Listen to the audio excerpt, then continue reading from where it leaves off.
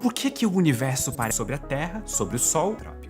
Antes mesmo de explicar o que é o princípio antrópico, eu já tenho que explicar algumas polêmicas sobre ele. Eu disse que essa era a ideia mais polêmica da ciência e não foi à toa. A primeira crítica óbvia e imediata que eu preciso tirar do caminho é o nome. Princípio antrópico. Péssimo. O termo antrópico significa em relação ao ser humano. Só que nas suas formulações mais úteis, o princípio não tem nada a ver com humanos especificamente. E na verdade, interpretar ele como sendo associado só com humanos não leva às versões mais interessantes do princípio antrópico. O princípio antrópico valeria igualmente para alienígenas, ele não se restringe apenas a humanos. Então o princípio é mais sobre por que o universo tem estruturas complexas, como galáxias e seres vivos, do que sobre humanos especificamente. Ok, agora que tiramos isso do caminho, o que é o princípio antrópico? Depende. E se você acha que eu estou te sacaneando tentando fazer o vídeo ficar mais longo de propósito, eu juro que não.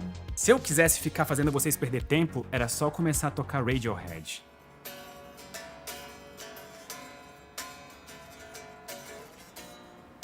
O filósofo Nick Bostrom fez um trabalho extenso sobre o princípio antrópico, e ele encontrou mais de 30 versões do princípio na literatura, e muitas que não tinham nada em comum entre si. A ideia original do princípio antrópico de Carter gerou dezenas de princípios novos baseados na ideia inicial, mas que levam a discussões em direções completamente diferentes. E mesmo levando para discussões diferentes, a maior parte manteve o péssimo nome do princípio antrópico. Então o que nós vamos fazer nesse vídeo é ver 4 versões bem diferentes do princípio antrópico, o que elas significam e como elas podem ser usadas para lidar com o problema de calibração. E se você quiser vestir o universo junto comigo, essas camisetas da Lowe's estão com 15% de desconto. Tudo que você precisa fazer é clicar no link da descrição e usar o cupom Ciência Todo Dia. E agora, algumas versões do princípio antrópico.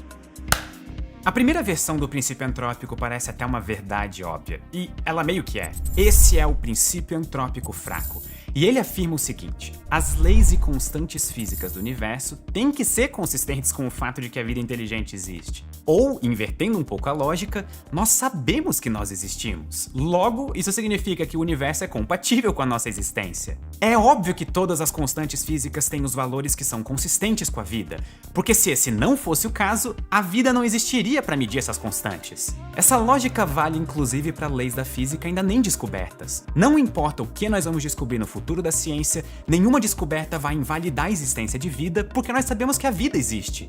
O princípio antrópico fraco é basicamente usar a nossa própria existência no universo para limitar que tipo de fenômenos físicos nós podemos observar. Um exemplo é a idade do universo. No universo primordial, ele era muito quente e dominado por radiação. Estruturas como galáxias, planetas e vida não podiam se formar nessa situação. E no futuro distante, o universo vai ficar sem estrelas capazes de abrigar planetas com vida. Então, sem fazer nenhum experimento ou tocar em um telescópio, nós podemos saber que a idade do universo está entre esses dois extremos. Seres vivos não seriam capazes de observar um universo em um período inadequado à existência desses mesmos seres vivos. O que, quando você para pra pensar, é meio óbvio. E é mesmo. A afirmação do princípio antrópico fraco é verdade. O problema dele é quais conclusões nós podemos obter dessa afirmação verdadeira. Vamos voltar para o problema da calibração universal, o fato de que parece que o universo é calibrado para a vida. E aí nós vamos aplicar o princípio antrópico fraco nesse problema. A razão pela qual o universo parece perfeitamente calibrado para a vida é que, se ele não fosse, não existiriam seres vivos para observar o universo. Qualquer universo que abrigar seres vivos vai parecer perfeitamente calibrado para esses seres vivos. Isso é o esperado. O que seria estranho é a vida existir contra as leis da física no universo. Colocando isso de outra forma, se um ser vivo for capaz de observar o universo surgir, ele sempre vai achar que existe uma grande coincidência cósmica por trás da sua existência, porque não tem como ser de outro jeito. Então o universo parecer calibrado para humanos não deveria ser tão chocante assim, e talvez nem precise de uma explicação mais profunda. E é assim que o princípio antrópico fraco resolve o problema. O universo parece calibrado porque não podia ser de outra forma. Assim, o problema de calibração nem chega a ser um problema, e não precisa de uma resposta. A ideia de desistir de explicar um tópico tão interessante quanto a aparente calibração do universo desagrada muitos cientistas. E é em parte por isso que alguns físicos tentam levar o princípio antrópico ainda mais longe. Ao invés de parar onde o princípio antrópico fraco para, como uma justificativa para coincidências não explicadas, o princípio antrópico forte dá um passo além e usa a existência de vida no universo como uma evidência a favor de certas teorias físicas. O princípio antrópico forte afirma que o fato de humanos existirem no universo implica em certos fatos sobre o universo. E a conclusão mais comum da versão forte do princípio é que a existência de humanos é uma evidência para a existência de um multiverso. Sim, o pulo é bem alto. A ideia é a seguinte: se existem múltiplos universos e em cada universo as leis da física são diferentes, vão existir alguns universos adequados à vida inteligente, mesmo que a maioria não seja. Naturalmente, a vida inteligente só vai existir nesses universos que parecem calibrados para sua existência. E como vida inteligente existe, as teorias que incluem um multiverso são mais prováveis do que teorias que não têm um multiverso. Nesse raciocínio, o princípio antrópico foi usado como uma evidência a favor da existência do multiverso. A nossa própria existência é usada como uma evidência científica, como um experimento válido. E a ideia de usar a nossa existência dessa forma parece violar diretamente o princípio copernicano. Pensar dessa forma nos coloca em um lugar especial no universo, como um ponto de evidência central para uma explicação de como tudo funciona. E esse é o conflito que torna o princípio antrópico tão polêmico. De um lado, a ideia copernicana, que quer manter a ciência pura e usar só experimentos diretos e indiretos para entender e explicar a natureza do universo. E por outro lado, o princípio antrópico forte oferece soluções para problemas difíceis, apelando para algo de especial na nossa existência. Esses dois extremos são só didáticos. Na verdade, a maior parte dos livros e artigos sobre o princípio antrópico incluem todo tipo de argumento a favor e contra o princípio e as suas variações. E já que nós estamos falando de extremos didáticos, existem mais duas versões interessantes do princípio antrópico em cantos completamente opostos à discussão.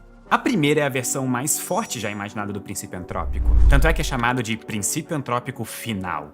No começo dos anos 90, o físico John Wheeler, que é uma das mentes mais criativas da história da física, apresentou uma ideia curiosa. Talvez o universo não seja feito de matéria ou energia, e sim de informação. A ideia do Wheeler é que a descrição mais completa do universo vai partir do fato de que informação existe e se conserva, e a partir disso, deduzir o resto das leis da física. Essa é a ideia por trás da frase "Eat from bits", matéria através da informação. Uma das formas de interpretar essa ideia é de que o universo é, de alguma forma, um grande computador, que tem como objetivo maximizar o processamento de informação. Todos os acontecimentos materiais no universo seriam apenas um tipo elaborado de computação. E seres vivos inteligentes são especialmente bons em processar informação. Tá, alguns mais do que outros. Então, se o objetivo do universo é processar informação, faz sentido que o universo dê um jeito de criar seres vivos só para isso. De forma mais direta, seres vivos são uma parte fundamental do universo. As leis da física devem garantir que a vida inteligente vai surgir. Esse é o princípio antrópico final. A ideia de que vida inteligente não é uma coincidência ou uma evidência, e sim um pedaço fundamental do próprio universo. Existem mais formulações possíveis dessa que eu tô chamando de princípio antrópico final, mas todas elas tentam tornar a vida algo essencial para a existência do universo. Essa é a versão mais forte possível do princípio antrópico. E ela é tão forte que ela termina sendo fraca, porque ela tem uns buracos meio que óbvios. Segundo o problema de calibração, humanos existem, e isso é estranho porque achamos que o universo não precisa criar vida. Mas se o universo precisa de vida para fazer sentido, por que o universo parece tão ruim em criar vida inteligente? Vida inteligente só existe em um de 8 planetas no nosso sistema solar, e nós ainda não achamos nenhum sinal de vida inteligente fora da Terra. E não só isso, vida como nós concebemos só consegue existir na superfície de planetas, que é uma porção ínfima do verdadeiro tamanho do universo. Se nós acreditamos no princípio antrópico final, o problema da calibração vira de ponta cabeça. E agora parece estranho que o universo não é ainda mais amigável para a vida. Talvez o principal uso do princípio antrópico final seja justamente defender o princípio copernicano, mostrando quão estranho fica pensar no universo quando nós colocamos vida em um patamar especial em relação ao resto do universo. Por outro lado, o princípio antrópico fraco continua sendo verdade. Eu não sou um pedaço aleatório de matéria no universo. Eu sou um pedaço bem